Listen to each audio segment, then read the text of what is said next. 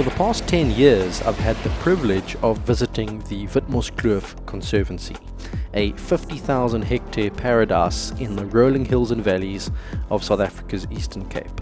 Not only do we get to stay in the unique Oxwagon camp, a piece of history preserved for centuries and one of my favorite places on earth, but we also get to explore the many roads, trails and rivers crisscrossing this wild landscape in search of some of the best small game that you can hunt on the continent of Africa. Over the years, this place has produced countless opportunities to hunt ground squirrels, rock hyrax, locally known as dassies, Egyptian geese, rock pigeons, hares, spring hares, warthogs, all kinds of antelope and big game, and of course, the ultimate varmints, the chacma baboon and the grey menace, the vervet monkey. These little mischiefs are very destructive, and here in the Eastern Cape we can legally hunt them all year round with no bag limit.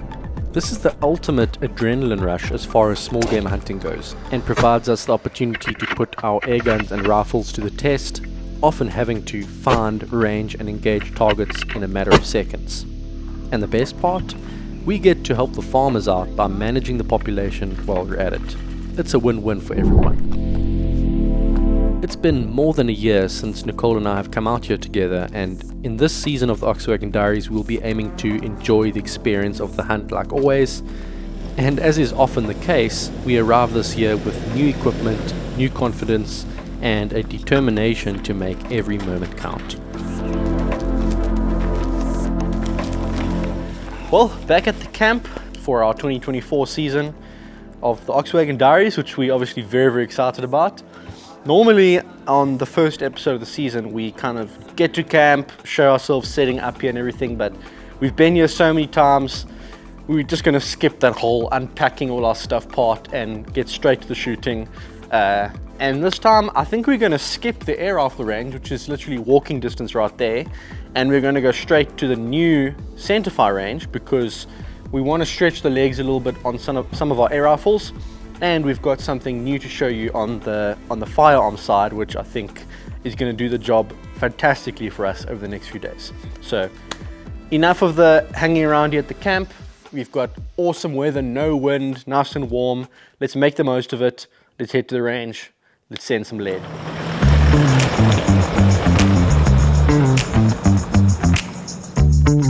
On our way to the range, we find ourselves in the action straight away. And these ground squirrels become the first casualties as the 22-50 comes out. Unfortunately, the trigger cam failed halfway through the recording, so you'll have to just bear with the distorted camcorder footage filmed through the windscreen. Well, normally, from such a close range, shooting little ground squirrels, we'd be using an air rifle, but unfortunately, the only rifle that we actually have zeroed is the 22-50, and you may not recognize this. I was hoping to introduce this when we actually get to the zeroing range, but this is my same old 22-50. It's just dressed a little differently. We've got it in an MDT XRS chassis. We've got a 12 round 22-50 mag in the bottom here. We've got an enclosed forend, which, you know, it helps to add a bit of rigidity and protects the front of the barrel, but the main reason that we've set it up like this is actually because it includes an Arca forend, which allows us to put this Arca ground pod on, and also allows us to sit with this in a tripod if we want to shoot off a tripod, which is obviously amazing for shooting ground squirrels like this at further distances, and also amazing for shooting, let's say, baboons up on a hill while they're on the move, or even monkeys, which is what we hope to do over the next few days. But yeah, this setup is absolutely awesome. This chassis just adds so much rigidity and just makes it so nice to shoot off a bag. Got it packed out with weights just to try get some better scope cam footage, and I guess we'll see how this trigger cam works with the Nexus Gen 2 over the next few days. But yeah, 2 ground squirrels down right over here, and there's a third one just further back there. We had the weird problem of them being actually so close that I didn't know how much above them to hold. Ended up, I think, dialing 3 clicks just to get the elevation a bit better, and was able to put this right through the head. It's kind of cheating shooting these so close to the 22-50, but yeah, now that we know that they're out here, we've seen a bunch of holes out here. We're probably going to come back over the next few days, set up somewhere with a tripod, and either shoot them with the air rifle from fairly close, or get this guy on them a little bit further. But yeah, good start to the day. Let's go zero the air rifles and then we'll come back out and see what we can do later. In case you're wondering why we're shooting these cute little ground squirrels, all these holes over here, that's ground squirrel damage. They actually are quite destructive, and they also graze on all these little shoots that the animals that they're trying to keep here on this property, like the springbuck and the blessed buck and the impala, mountain reed buck, they all graze on this stuff. And as you can see over here, there's nothing growing. The ground squirrels have just wiped everything out. So we are doing the farmer a favor. It's also a lot of fun. It's a good way to test the rifle's precision, small targets. But yeah, we know the spots here now, so over the next few days we'll be returning and hopefully get a few more down with the air rifle.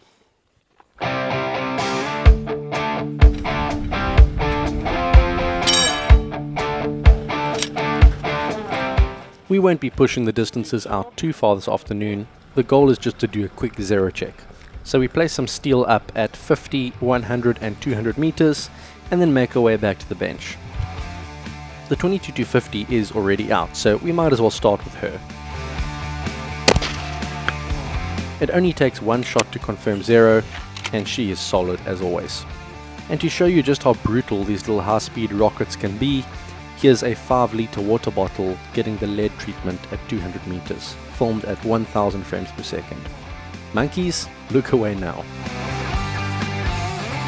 For this trip, we actually have the air gun, the FX Impact, set up with the rangefinding module, which means that this Helix 1500 will be loaded up with the ballistic profile for the 22-250. So I'll keep this on me whenever we see a monkey or a baboon at a sort of further distance where we know there will be a bit of bullet drop. We can range, for example, if I'm ranging that rock up there, it's going to be very straightforward. That rock, 375 meters, 1.6 mils, very straightforward. Aim, hold or dial and shoot, and anything should be going down with this beast. She's very accurate and the perfect tool for this job. And talking about the perfect tool for the job, we've got the best air gun on the planet on monkey duty once again this year. We have gone back to the old faithful 800mm FX Impact M3 because this thing is just a killing machine when it comes to monkeys and ground squirrels and anything that involves having to take a quick shot. It's got the power, it's shooting 40 grain slugs at like 1020 feet per second. It's got the compact form so we can move around and shoot easily. It's got high magazine capacity, got a decent amount of air, and we've put the Theos back on with the Element rangefinding module. So we can essentially, with this little pressure pad over here, be able to get instant ranges. Just range, and whatever this tells us in elevation and windage in mils, we can just hold or dial and shoot instantly. So once again, it's a step forward from the previous season. Every season we've got something that works a little bit better, but we have to first zero the scope. The scope's just been moved from our DRS, so we've put it on the Impact. We're gonna zero the scope, and then we have to zero the rangefinding module to the scope. We want the rangefinder beam to be parallel to the zero center of the scope, the optical center. So if this rangefinder module is, let's say, 5 centimeters higher than the scope, because it's parallel, it'll be 5 centimeters at 50, 5 centimeters at 500. So if I see a monkey in a tree and I've got the crosshairs on the monkey, I just have to know that whenever I hit range, that rangefinder beam is going to be exactly 5 centimeters above wherever the center of my crosshairs are. But yeah, let's get this thing zeroed. I'm going to zero it at 50 meters like I normally do. Then we'll update our weather. We'll send our new weather data to the rangefinding module, and obviously the profile for this gun. And then, yeah, we're going to get accurate and reliable firing solutions. A couple shots later, our scope is zeroed at 50 meters, the turrets are slipped back, and we can now focus on aligning the rangefinder beam. This is kind of like zeroing a scope. You switch on a visible laser on the module just to indicate where the rangefinder beam is, and after getting a very rough alignment using the adjustable mount, we can then fine-tune the rangefinder zero using the elevation and windage turrets. As mentioned, I'm aiming to keep the beam parallel to the scope. So with the module being 5 centimeters offset from the scope, I know that if I put the beam 1 milliradian above center at 50 meters, which is 5 centimeters, it will be half a mil at 100, a quarter mil at 200, etc. It is actually probably even more precise than a handheld rangefinder when ranging small targets, because you have a high quality scope as your viewfinder instead of a tiny monocular. Okay, so scope is zeroed. We've just zeroed the beam for the rangefinding module for the scope. Now we need to quickly send the correct profile over. So we've got the profile here for the impact. We've measured our sight height, we've got our muzzle velocity, all of that. The main thing we need to get right now is the weather, because we're now at a higher elevation than we were back home. So I'm gonna go weather when zeroing. We go 25 degrees. I'm gonna go 55% humidity. I'm gonna go 27.3 inches of mercury. I'm gonna go update, and then I'm gonna copy my zeroing weather and put it to my current weather. Normally I would just use the internet and my phone's barometer, but because we've got no signal here, I've just got the atmospherics off the Kestrel. And what we're going to do is going to connect to the rangefinding module. I'm going to set the screen timeout for 15 seconds. We're going to go upload profile 1, and there you go, disconnect. Very important that you hit disconnect, because that essentially tells the module that you don't want to stay connected. If you don't say disconnect, it'll think you want to stay connected, and it's going to basically remain on indefinitely and drain your battery. So you definitely want to hit disconnect. But there you go, profile should be sent over, and we can do a quick test. If we go out to 100, there's 100, and I just range, I push the button here, I range at 100, it's going to tell me 100 meters, 2.07 mils. So now I just hold 2.07, which is what, 2.1.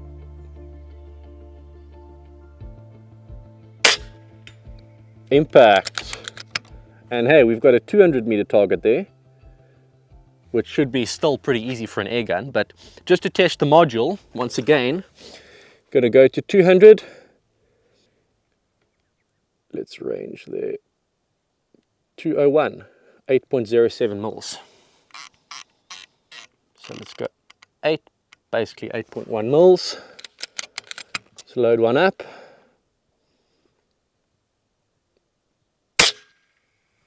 Impact.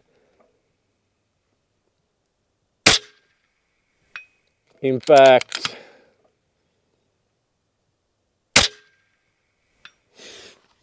This little thing works. That is awesome. We just created a profile, sent it over, zeroed it. That's an 8-inch target at 201 meters. And with the module, we just held that reticle with that offset, let's say 5 centimeters. So we held the reticle about 5 centimeters, which is basically the bottom of the gong. Hit range, got the range and the elevation and windage, dialed it in, 8.1 mils. Took our shot, and 3 shots in a row on an 8-inch target at 200 meters. That's basically the size of a monkey. So we're in business over the next few days. The DRS is essentially our backup gun for this trip. The reason it's not our primary gun is firstly because we kind of forgot a silencer for it, and it's very loud. So, you know, if you're shooting, let's say, dassies at distance, your first shot's going to scare everything away, even if you do manage to hit one. But secondly, it's kind of long and heavy. It's great for shooting off a tripod, shooting at dassies and stuff, but for monkeys and, you know, anything where you need to get it out quickly, maybe walk through some bush and be maneuverable, probably not quite the right tool for that, and will favor the impact. But yeah, it's such a accurate, reliable gun that it's a good backup to have. And who knows, we might find a place for it somewhere. But for now, we're just checking it and making sure everything's good. We've zeroed it at 50. At 100, I'm guessing it's going to be 2.5 mils, if I remember correctly. Okay, yeah, we're all good at 100. There you go, that's a wrap.